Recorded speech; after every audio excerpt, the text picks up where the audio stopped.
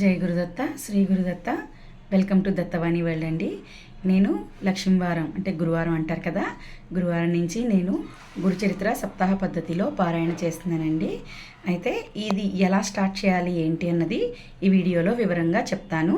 ఎవరైనా చేసుకునే వాళ్ళు ఉంటే మళ్ళీ వివరంగా ఇవన్నీ చూసుకుంటే మీకు మీ అంతటి మీరు ఇంకెవరిని అడగకుండా పూజ మీరు చేసేసుకోవచ్చు. ముందుగా మీరు గురువారం నాడు అంటే లక్ష్మీవారం నాడు ఉదయాన్నే కనీసం 3 గంటలకైనా లేస్తే మంచిది. ఎందుకంటే బ్రహ్మముహూర్తం కదండి. 3 గంటలంటే మన పూజ బ్రహ్మముహూర్తంలో స్టార్ట్ చేసి బ్రహ్మముహూర్తంలోనే ఎండ్ చేసాం అనుకోండి, చాలా మంచిది. అంటే మనకి 3 గంటలకు స్టార్ట్ చేస్తే 5:30 కల్లా పూజ అంతా అయిపోతుంది. అంటే 3కి లేచాం అనుకోండి, దేవుణ్ణి సర్దుకొని ప్రసాదాలు చేసుకొని పూజ అంతా చేసుకుని పూజ అయ్యేసరికి 5 కల్లా మనకి పూజ అయిపోతుంది అనమాట. అందుకని బ్రహ్మముహూర్తంలో లేమంటున్నాను. 3 గంటలకల్లా లేచి ఇల్లు గుమ్మాలను శుభ్రం చేసుకొని తలరుద్దుకోవాలండి. తలరుద్దుకున్న తర్వాత దేవుడి గదిలోకి వచ్చి దేవుడి పీట రెడీ చేసుకోవడం ఎలాగన్నా చెప్తాను.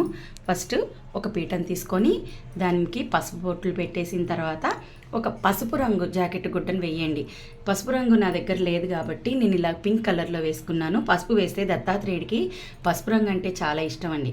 పసుపు రంగు జాకెట్ ముక్క తీసుకొని దాని మీద పరవాలండి. చక్కగా ఆ పీఠం అంతా వచ్చేటట్టు పరుచుకున్న తర్వాత ఫస్ట్ వినాయకుడిని పెట్టుకోవాలి. మనకి అగ్రపూజ అందుకునేది వినాయకుడు కాబట్టి ఫస్ట్ వినాయకుడిని, నేనైతే లక్ష్మీదేవిని, శివుణ్ణి, పార్వతిని, ఇంకా నా దగ్గర ఉన్న విగ్రహాలు పాదుకలు అన్నీ పెట్టుకున్నాను. ఆ తర్వాత నా దగ్గర బాబా విగ్రహం, ఈయన శ్రీపాద శ్రీవల్లభులు, నృసింహ సరస్వతి, దత్తప్రభువు, అక్కలకోట మహారాజ్, స్వామి సమర్థ అంటారు కదా ఈయన దత్తాత్రేయుడు, స్వామీజీ గణపతి సచ్చిదానంద స్వామీజీ అనగా దత్తాత్రేయ ఫోటోలు. నా దగ్గర ఇవన్నీ గురువు ఫోటోలు, గురువుల యొక్క చిత్రపటం, ఇంకా బొమ్మ విగ్రహాలు ఉన్నాయి కాబట్టి నేను పెట్టుకున్నాను. ఇవేం లేకపోతే అక్కర్లేదు, ఒక వినాయకుడిని పెట్టుకోండి. వినాయకుడిని మండపానికి చివర పెట్టుకోవాలి. మన అనగా దత్తాత్రేయుడి ఫోటో ఉంటే చాలు. అనగా లక్ష్మీదేవి సమేతంగా ఉన్న దత్తాత్రేయుడి ఫోటో లేకపోయినా ఒట్టి దత్తాత్రేయుడి ఫోటో ఉన్నా సరే మనం ఈ పూజ చేసేసుకోవచ్చండి. తర్వాత ఏంటంటే సాక్షాత్ దత్తస్వరూపం ఈ గ్రంథం అండి. దత్తాత్రేయుడి గ్రంథంలో ఉంటారండి. మనం ఈ సప్తాహ పద్ధతి చేసినంతకాలం ఒక ఎర్ర జాకెట్ గుట్ట తీసుకొని దాని మీద ఈ పుస్తకాన్ని పెట్టుకోవాలన్నమాట. తర్వాత మనం ఫస్ట్ దీపం వెలిగించుకున్న తర్వాత వినాయకుడి పూజ చేయాలి.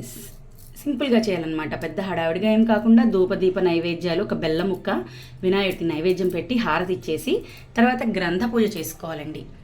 గ్రంథం దత్తస్వరూపం అన్నాను కదా, గ్రంథానికి పసుపు, కుంకుమ, అక్షంతలు వేసి దత్తస్వామికి నమస్కారం చేసుకోవాలి. అలాగే వినాయకుడికి కూడా నమస్కారం చేసుకోవాలి. స్వామి, నేను సప్తాహ పద్ధతిలో ఈ పారాయణ చేస్తున్నాను అని చెప్పి గురువారం స్టార్ట్ చేయాలండి. బుధవారంతో ఎండ్ అవుతుంది.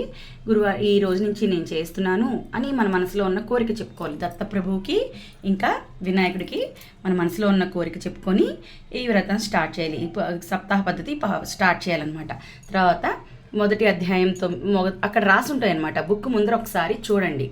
మనం సడన్గా స్టార్ట్ చేయకుండా ముందు రోజే బుక్లో నియమాలు ఏంటి అవన్నీ కూడా ఉంటాయి. ఆ నియమాలు కూడా నేను ఇప్పుడు చెప్తానండి. బ్రహ్మచర్యం పాటించాలి, ఒంటిపూట భోజనం చేయాలి, కింద పడుకోవాలి. కింద పడుకోలేని వాళ్ళు మంచం మీద పడుకోవచ్చు. బ్రహ్మచర్యం మాత్రం కంపల్సరీ పాటించాలండి. ఉల్లి, వెల్లుల్లి, అల్లం వీటిని నాన్ వెజ్ తినకూడదు. మద్య మాంసాలకి దూరంగా ఉండాలి. ఇలా చేస్తూ ఈ గ్రంథాన్ని మొదటి అధ్యాయం దగ్గర ఫస్ట్ రోజు మొదటి అధ్యాయం దగ్గర స్టార్ట్ చేసి మొదటి రోజు 9 అధ్యాయాలు చదవాలన్నమాట. అంటే గురువారం పారాయణ పూర్తి అయ్యింది అన్నంత వరకు కూడా మనం మొదటి రోజు పారాయణ చేసుకోవాలి. పారాయణ అయిపోయిన తర్వాత పుస్తకాన్ని మళ్ళీ అక్కడ పెట్టి దత్తాత్రేయుడు అష్టోత్తరం చదవాలండి.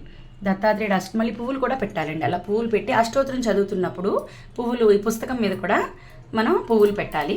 ఆ తర్వాత ధూపదీప నైవేద్యాలు, మీ దగ్గర మీకు అనఘాలక్ష్మీదేవి సమేత దత్తాత్రేయ స్వామి ఫోటో ఉంటే అనఘాలక్ష్మి అష్టోత్తరం కూడా చదువుకోవచ్చు. మనకి యూట్యూబ్లో అన్నీ దొరుకుతున్నాయండి. అది ఆన్ చేసుకుని చేసుకోవచ్చు. అనఘ దంపతులు ఇద్దరిని పూజించుకుంటే ఇంకా చాలా మంచిదండి. ఆ 2 అష్టోత్తరాలు అయిన తర్వాత ధూపం, దీపం, నైవేద్యం అనేసరికి ఏం పెట్టాలి అని అంటారు. మీకు ఓపిక ఉంది అంటే రోజుకొక నైవేద్యం చేసుకోండి. పరవాన్నం చేసుకోవచ్చు, చక్కెర పొంగల్ చేసుకోవచ్చు, పులగం చేసుకోవచ్చు, ఇంకా ఏమీ లేవని పులిహార చేసుకోవచ్చు. ఇవేమీ చేసే టైం లేదు, మా దగ్గర ఓపిక లేదు అంటే పాలను చక్కగా గ్లాసుడు పాలు, కొత్త ప్యాకెట్ ఓపెన్ చేయండి. మనం ఎంగిల్ చేయకుండా ఒక పాల ప్యాకెట్ కట్ చేసుకుని చక్కగా గ్లాసుడు పాలలో 1 స్పూన్ పంచదార వేసుకొని చక్కగా నైవేద్యం పెట్టుకోండి. ఇలాగా ప్రతిరోజు కూడా చక్కగా మనం ఈ 7 రోజులు కూడా సప్తాహ పద్ధతిలో పారాయణ చేస్తేనండి మీరు నమ్మరు, నిజమైన భక్తితో చేస్తే ఈ 7 రోజుల్లోనే స్వప్నంలో మనకి దత్త దర్శనం అవుతుందండి. నేను ఇప్పటికీ నాకు తెలిసి ఒక 10-15 సార్లు చేశాను గురుచరిత్ర సప్తాహ పారాయణ. నాకు ప్రతిసారి కూడా ఒక్కొక్కసారి గ్రంథం కల్లోకి వచ్చేదండి. అంటే అది దత్త స్వరూపమే కదండి. ఒక్కోసారి గ్రంథం కల్లోకి వచ్చేది, ఒక్కోసారి దత్తాత్రేయుడు కల్లోకి వచ్చేవాడు.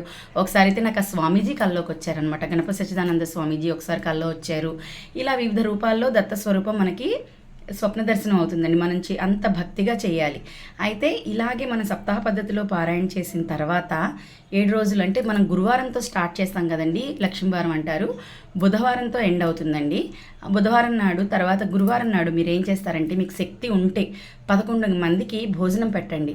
శక్తి లేదు, వండే ఓపిక లేదు, డబ్బులు ఉంటాయి కానీ వండలేమండి, డబ్బులు ఎక్కడైనా ఇచ్చేస్తాం అనుకుంటే చక్కగా అనాథాశ్రమానికి మీకు చేతనైనంత డబ్బు రూపంలో ఇవ్వచ్చు, లేకపోతే ఒక బియ్యం, వంటకి సంబంధించిన గ్రాసరీస్ అవన్నీ ఇవ్వచ్చు. లేదు అంటే బాబా గుళ్ళో కానీ ఎక్కడైనా గుళ్ళల్లో నిత్యం అన్నదానాలు జరుగుతూ ఉంటాయి కదండి, అక్కడైనా కూడా మనం అన్నప్రసాదం అన్నాన్ని పంచడం కోసం, భోజనం పెట్టడం కోసం అని చెప్పి డబ్బులు ఇవ్వచ్చు. మీ స్తోమతను బట్టి ఇచ్చుకోవచ్చు.